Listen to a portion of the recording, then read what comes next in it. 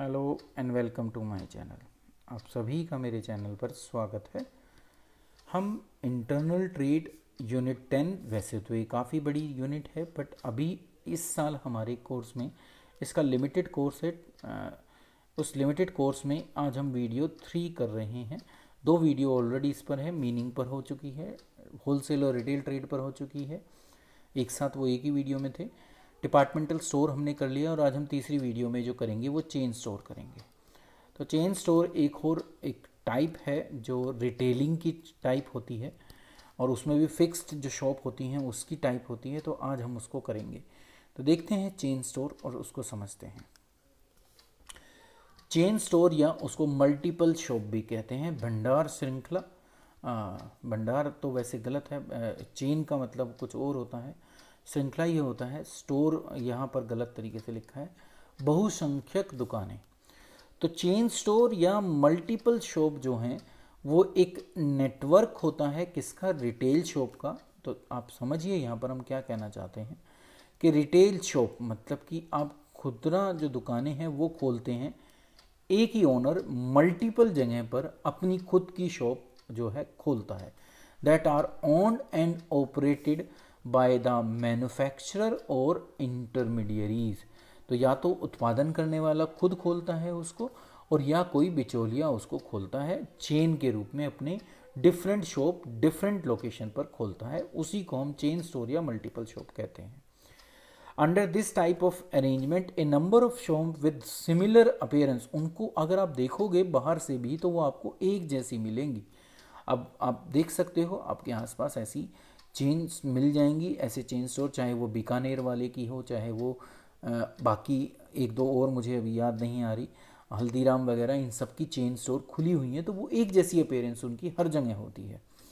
तो वो एस्टेब्लिश की जाती हैं डिफरेंट लोकेलिटी में, जो different parts of the country में लोकेटेड की जाती हैं। ठीक है, तो उसी को हम चेन स्टोर या मल्टीपल शॉप कहते हैं। These different shop normally deal in standardized and branded consumer product. तो इनके पास वो प्रोडक्ट होते हैं जिन जो स्टैंडर्डाइज होते हैं, साथ में वो ब्रांडेड कंज्यूमर प्रोडक्ट भी होते हैं और जिनकी सेल टर्नओवर जो होती है वो रैपिड होती है, जल्दी बिक जाता है सामान।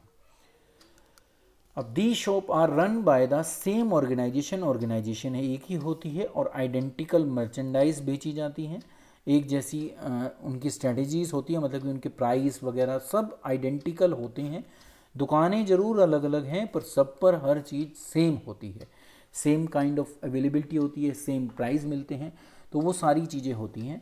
अब अगर चेन स्टोर की ही बात करें तो एक्सक्लूसिव शोरूम ऑफ DCM इसका एक एग्जाम्पल है, जो शायद इस समय ये बंद हो चुकी है ये कंपनी। रेमंड इसका एग्जांपल है, fast food change of Nirula है और मैकडी है, ये भी इसी के एग्जांपल हैं, जिसमें आप देखोगे जो एग्जांपल मैंने आपको दिए थे वो भी थे। तो ये सब वो एग्जांपल हैं जो चेन स्टोर या मल्टीपल शॉप कहलाते हैं। अब अगला जो हमारा पॉइंट आता है या जो अगला टॉपिक हम करते हैं वो फीचर्स हैं।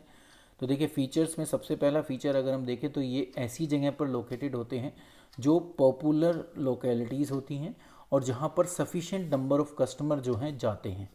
तो ऐसी जगह पे इसको लोकेशन किया लोकेटेड होती हैं ये। मैन्युफैक्चरर या प्रोक्यूरमेंट ऑफ मर्चेंडाइज जो होती है, मैन्युफैक्चरिंग या उसकी प्रोक्यूरमेंट, मर्चेंडाइज मतलब कि goods of all retail unit is centralised, वो एक जगह से जाती हैं जो जिसको हम हेड ऑफिस कहते हैं।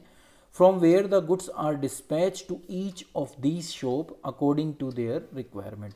तो जितना रिक्वायरमेंट होती है उसके थ्रू वो चीज़ें वहाँ तक पहुँचा दी जाती हैं। इनकी जितनी भी ब्रांचेस होती हैं सब कंट्रोल की जाती हैं हेड ऑफिस तक। तो वो सब इनकी ब्रांचेस होती हैं वो सारी शॉप, और जिसको हेड ऑफिस के थ्रू कंट्रोल किया जाता है।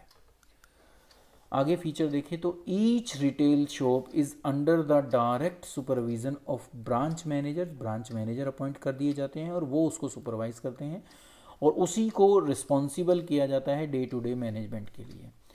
प्राइस जो गुड्स के इन शॉप पर होते हैं वो फिक्स होते हैं और ये जो बेचते हैं या सेलिंग जो इनके यहाँ होती है वो कैश बेसिस पर होती है।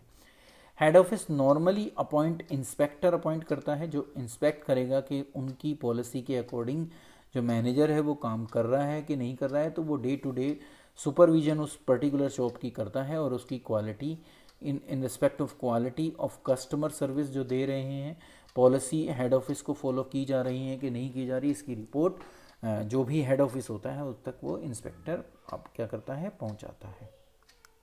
अब नेक्स्ट आता है एडवांटेज। फीचर्स पढ़ लिए, अब हम एडवांटेज पढ़ेंगे किसकी, चेन स्टोर की। तो सबसे पहली है economy of scale.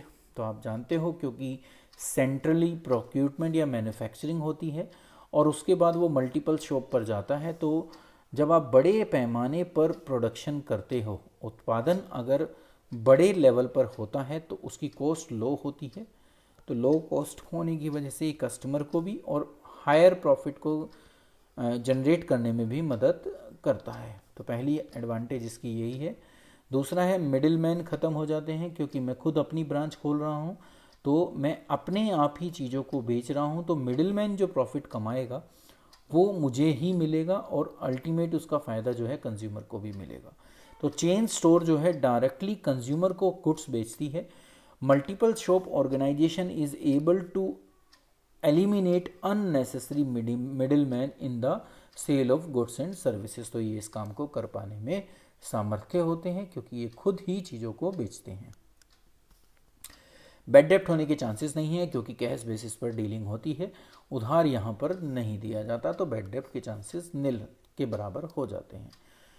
Transfer of goods, ये भी एक इसकी एडवांटेज है कि जो गुड्स जहाँ पर डिमांड में नहीं है और उसका स्टॉक वहाँ पर है तो वो दूसरे जो इनकी ब्रांच है उस पर ट्रांसफ़र कर दिया जाता है जहाँ पर उसकी डिमांड है, तो जिससे जो स्टॉक है वो डेड नहीं होता, मतलब कि ख़राब नहीं होता, तो नष्ट होने के चांसेस स्टॉक के कम हो जाते हैं क्योंकि इसको हम उस जगह पर ट्रांसफ़र कर सकते हैं जहाँ पर ये बिक रहा है। अगली देखें तो डिफ्यूज़न ऑफ रिस्क है। Loss incurred by one shop में be covered by the profit in other shop.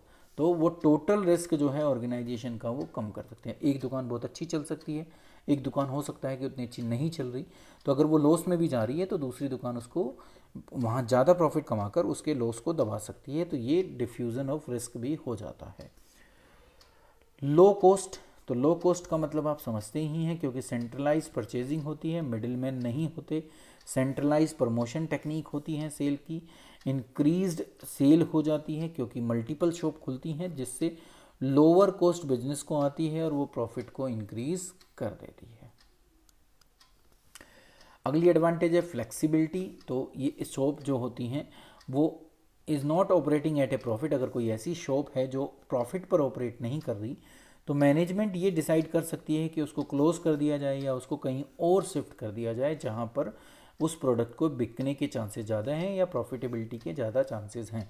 तो ये बिज़नेस फ्लेक्सिबल होता है क्योंकि सारा काम हेड ऑफिस को या हेड ऑफिस की निगरानी में हमें पूरा करना होता है। अब नेक्स्ट चले तो वो लिमिटेशन आएंगी या डिसएडवांटेज, जो भी वर्ड हम कहें दोनों। चेन स्टोर और मल्टीपल शॉप की कुछ लिमिटेशन भी है। पहली यही है कि यहाँ पर लिमिटेड सिलेक्शन ऑफ गुड्स होता है क्योंकि वो सिर्फ अपनी गुड्स वहाँ पर बेचते हैं, तो लिमिटेड रेंज ऑफ प्रोडक्ट होती है। प्रोडक्ट आपको उसी के मिलेंगे, हल्दीराम पर हल्दीराम की ही जो प्रोडक्ट हैं वो मिलेंगे, वहाँ उसकी जो कॉम्पिटिटिव फर्म है उसके प्रोडक्ट आपको नहीं मिलेंगे।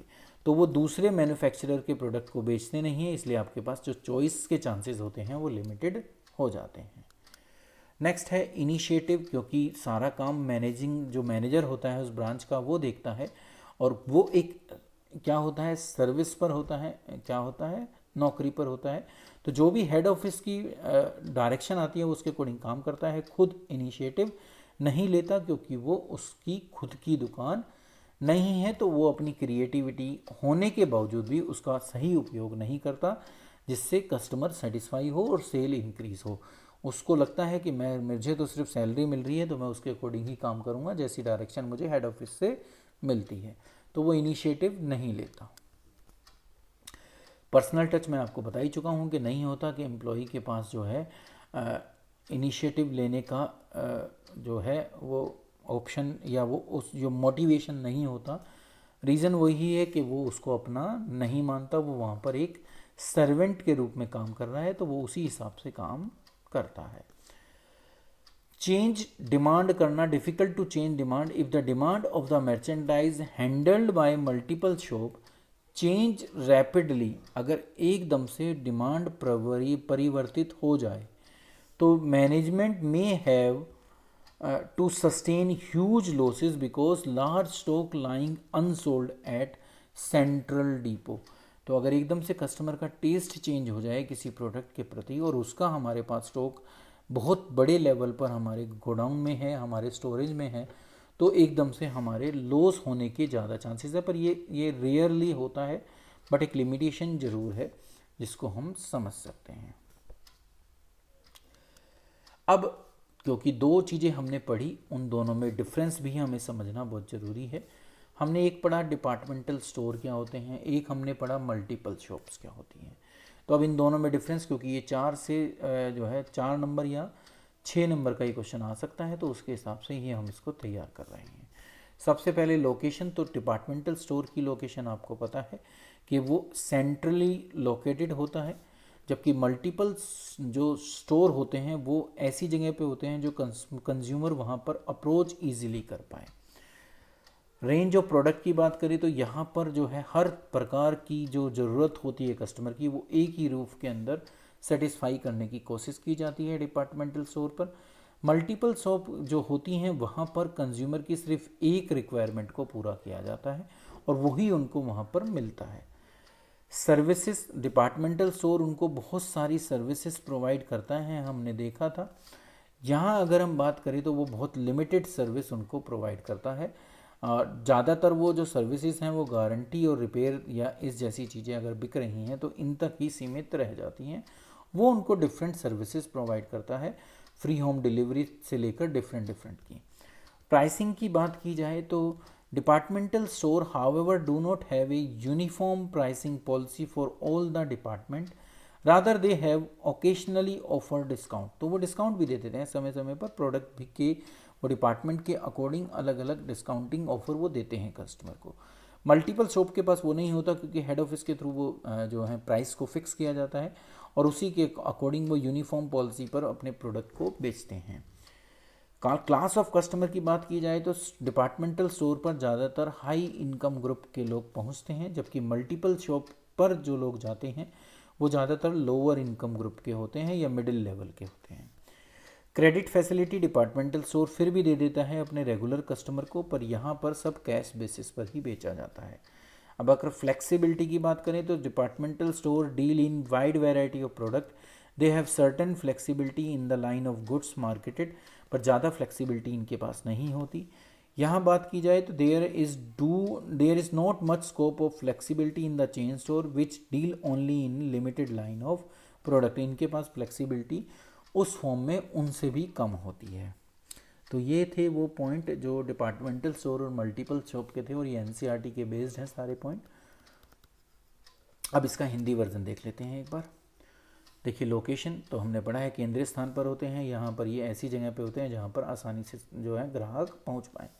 श्रेणी कहें तो यहाँ पर जो है सभी प्रकार की ज़रूरतों की चीज़ें मिल जाती हैं। यहाँ पर सिर्फ एक निर्दिष्ट सीमा तक ही जो एक वस्तु होती है वो इनको मिलती है जो किसी एक लक्ष्य को पूरा करेगी। सेवाएं, ये विभिन्न प्रकार की सेवाएं अपने ग्राहकों को देते हैं, ये नहीं देते। मूल्य का निर्धारण जो है यहाँ पर ये प्राइस में छूट देने की पेशकश भी कर देते हैं, यहाँ पर ऐसा नहीं होता। ठीक है, यहाँ ग्राहकों का वर्ग जो होता है वो उच्च आय वर्ग वाला होता है, यहाँ पर निम्न आय वर्ग होता है। उधार की बात करें तो ये उधार दे देते हैं, ये बिल्कुल नगद में बेचते हैं। लचीलापन इनके पास थोड़ा बहुत होता है, इनके पास वो लचीलापन भी नहीं होता क्योंकि इनको हेड ऑफिस की डायरेक्शन के अकॉर्डिंग काम करना होता है। इसी के साथ हमारा जो यूनिट 10 है जो इस साल 2020-21 में कोर्स में है, वो हमने यूनिट 10 भी पूरी करी। अब हमारी सिर्फ यूनिट 11 रह गई है, वो भी लिमिटेड है इस साल, उसको भी हम अगली 2 वीडियो में पूरा कर लेंगे और इसी के साथ हमारा पूरा कोर्स कंप्लीट हो जाएगा। Thank you for watching.